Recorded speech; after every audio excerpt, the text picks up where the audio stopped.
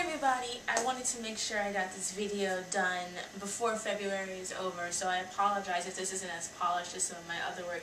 I had a note card about this topic, but I don't know where it went. So I'm just going to have to do it off the top of my head since I don't have time to do it otherwise. I want to talk about Blaxploitation film. Mainly because last year, when I was the president of the Film Society at my college, I showed Blaxploitation films for the entire month of February as my contribution to Black History Month. And it was a choice that I made for two reasons. One, I wanted to see some of these films that were sort of iconic to it. Like, my mother grew up during that period where Blaxploitation films were really popular, as did my father. And so she owns a bunch of them. And there were ones I'm like, I want to see this. I want to see what my mother saw when she was young, what things were attracted to her. And also, I wanted to make my own opinion about the controversies in the Black community about Blaxploitation films, and just in terms of film in general. And what I found is that I think there's a lot of misconceptions about Blaxploitation and the idea that because it's part of that exploitative film genre that was out during the 70s, that it has no value in terms of film and story, and I think that's completely ridiculous. What I found in watching these movies is that, to clarify, so first of all, let me clarify what Blaxploitation really means. A lot of people think it means that it's exploiting blacks, like it's made to exploit blacks, and it's not really made for that. There was this genre of exploitation films, and there's like sexploitation, you know, those kind of films, and they were made to target an audience to give them what they wanted. So like sexploitation films were films that were mainly about sex and were there to attract people interested in that.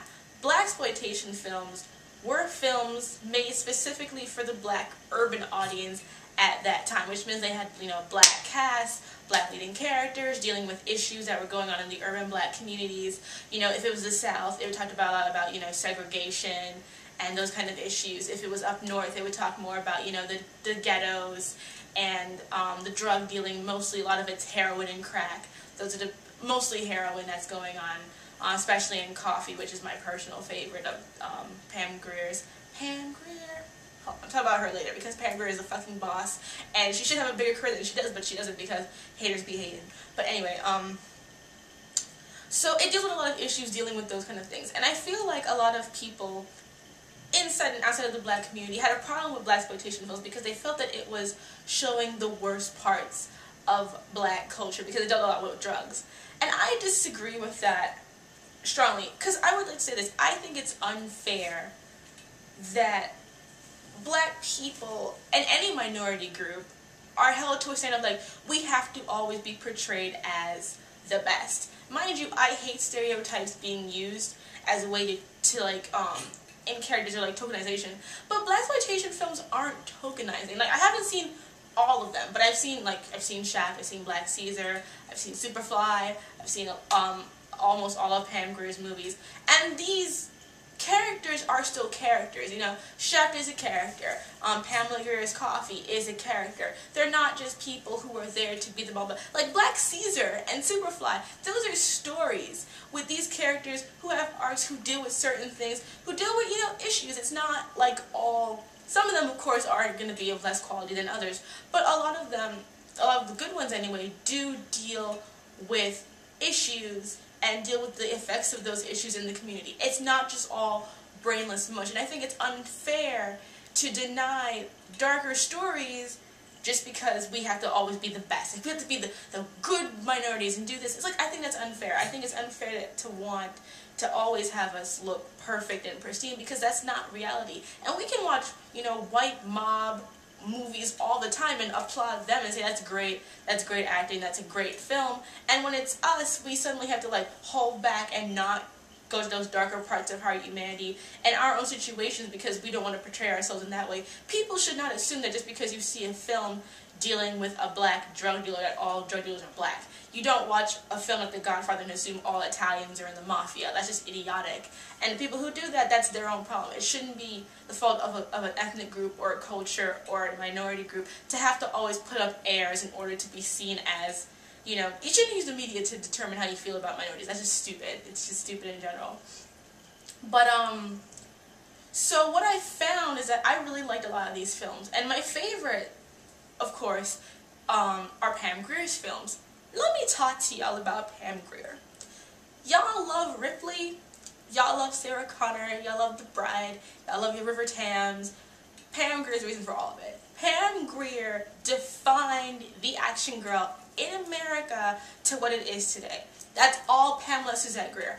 That is that. And the fact that she doesn't have a better career is because a lot of people didn't, you know, think that she could carry herself. And I think that, you know, Jackie Brown, for a lot of people who weren't watching her from before that, really showed people what she could do as an actress, which she had been doing the entire time. I mean, even though Coffee, I think people could think because she shows her tits that somehow it means she doesn't have talent, which I think is ridiculous considering that we applaud people that win Oscars all the time who take off their tops and show their breasts, and we don't assume that because they show their breasts they can't act, you know.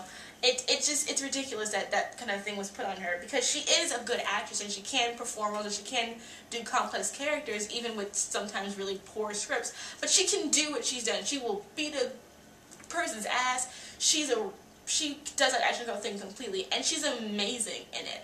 And you know, I think a lot of it is taken for granted because she wasn't in mainstream films. You know, I didn't know about her until I started. I knew of her, but I didn't really know about her until I saw Coffee. And I saw Coffee, and I'm like, she's badass. And then I started watching, you know, Foxy Brown, her other women in prison movies. And I'll admit, a lot of them are trashy. But at the same time, you know, we watch trashy shit for other people all the time. So why can't we have that? So I'm just like, she did her thing. And she did a damn good job of doing it. I fucking love Pam Grier. I have her book because she's amazing. And you know what?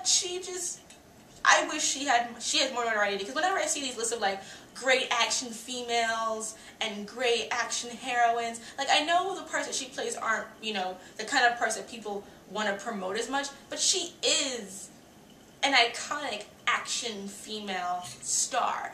And I think that it's a goddamn shame that she gets left out because people didn't feel like the movies that she was in was worth that kind of notoriety, and that's bullshit. And I love her and she's amazing. But I also feel like, you know, Blaxploitation gave black people a place to be angry and, you know, not have to be perfect. Because like I said before, it focuses on the gritty.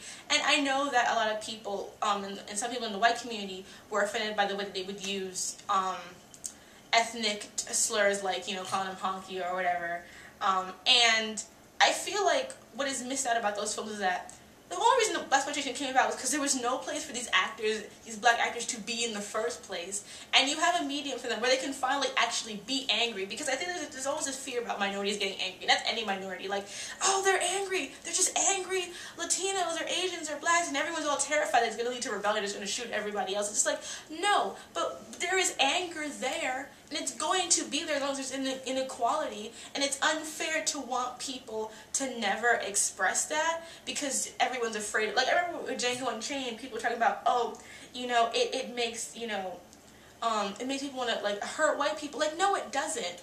No, it doesn't. If you feel that way, then you're an idiot and you have your own problems to deal with, because you want to assume that, like, so what, we're not supposed to be mad about slavery, we're not supposed to be mad about those issues, we're not supposed to be mad about inequality, about, you know, the drugs that get put into our neighborhoods from white dealers that get money off of it while we get the stigma. That's supposed to just be ignored. And, you know, a lot of those movies do touch on that. Or touch on the issue that, like, even though there are mobs and gangs, they have families and lives, which is what we applaud other movies for doing all the time.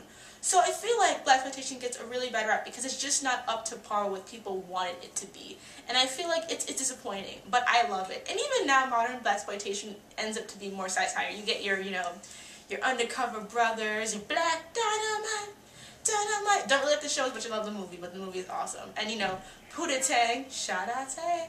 All those kind of like corny movies now. And Jackie Brown is considered to be like a modern day Blaxploitation film. You can make some arguments about Django being like a Blaxploitation film as well. And I think like it taps into something unique within itself that I feel like is interesting to watch. I think even just from a film perspective, I like, you know, the music. I love how the music usually is like just, you know, exposition, like this is a character, like I know in Coffee when King George comes, his entire song is just explaining who he is and what his name is and what he does. I'm just like, we know it's just King George, just over and over. It's just, it's funny. It's funny to me and I enjoy it as a genre, and I feel like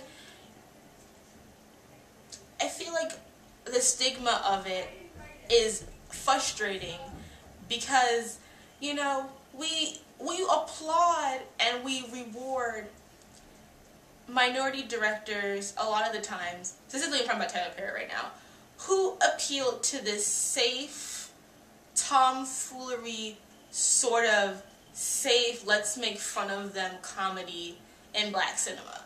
And when you have, you know, directors of any group who challenge the norm and want to be angry and be frustrated and do their own thing, they will most of the time get shafted. They can make, if their movies get impressive, it'll be like, it'll mostly be for controversy, and people will like took down them and they'll be seen as failed. Like there will always be the people who are famous and minorities and will get that way because they're safe. You know, they're safe, they're unoffensive, they will not scare the mainstream society. Then you have those that don't give a shit, and they'll never get the mainstream recognition. They'll just be under the cup. And I feel like at the same, like Blaxploitation doesn't give a shit. It literally gives no fucks. No fucks given. And that's why it's here, and a lot of other movies are gonna be up here. And I'm not saying everything in it is golden. I'm not. But I'm saying that it deserves a chance. It deserves to be looked at as something. Because we admire so many movies that are crappy from that period and other kinds of exploitative genres because we see something fun in them. I think the same thing counts for this. I enjoy watching Blaxploitation films. I think it offers something great. And I think that since it gave us Pamela Suzette Greer, we should be eternally thankful. Because that's how you get all your action heroes. You're welcome. You're welcome. Thank you, Pam Greer. I appreciate you. I love you. I have your book. I want you to sign it one day because you're amazing and I love you. But, yeah, it's disappointing to me how that will always happen. And I think what also made me want to watch Blaxploitation films is because, you know, it's good to see something that reflects you. Like, at the end of the day, like, as much as I love my fandoms and I love my shows, and with the genres that I watch and enjoy, it's mostly going to be white people. And I have learned, even though it bothers me that I don't get represented, I accept that because that's just the reality it is. That's why I try to do my own shit and get out there. So when I have Blaxploitation, like, even though it's not perfect, at the same time it gives me something that no one else is giving me. And at the end of the day, even for all its pros and cons, it's not shitty enough that I hate it for it, and it's good enough that I feel like, you know what, even if it's just a weird little movie, like, I'll fucking watch Blackula all day, every day. Like, give it to me. That movie is fun. Like, I watch it all the time. I'd watch it sometimes over Bela Lugosi's Dracula because that's nothing like the book and it bothers me. It really does bother me. I'll talk about that in another video, but, like, I hate adaptations of Dracula. They're all shit. Anyway, Blaxploitation. So yeah. So if you have never seen a Blaxploitation film before, I think that most importantly to see is Shaft. Shaft is kind of that iconic Blaxploitation film. It's super iconic, and if you like satire of it, then Black Dynamite is the fantastic thing to watch after that. I think if you want to see stuff with women, a lot of people know Foxy Brown. I prefer Coffee. I feel like, you know, Coffee is just an interesting character. I like her kind of conflict between how she feels about different people and how it comes out, even though her accent, her Jamaican accent, is like, girl, terrible. Terrible. Horrible. But overall, the movie is interesting, and I think it's just fun to watch. I think that, those are the main two, and then you can go from there and see what you like. But, I'll put links to, some of my favorites in the bottom, and you can pick and see how you feel. Car Wash. Car Wash is just a fun, fucking stupid movie. It's just fun. Just watch it on a damp day. You got shit to do. Pop in Car Wash. You'll feel better about yourself after the end.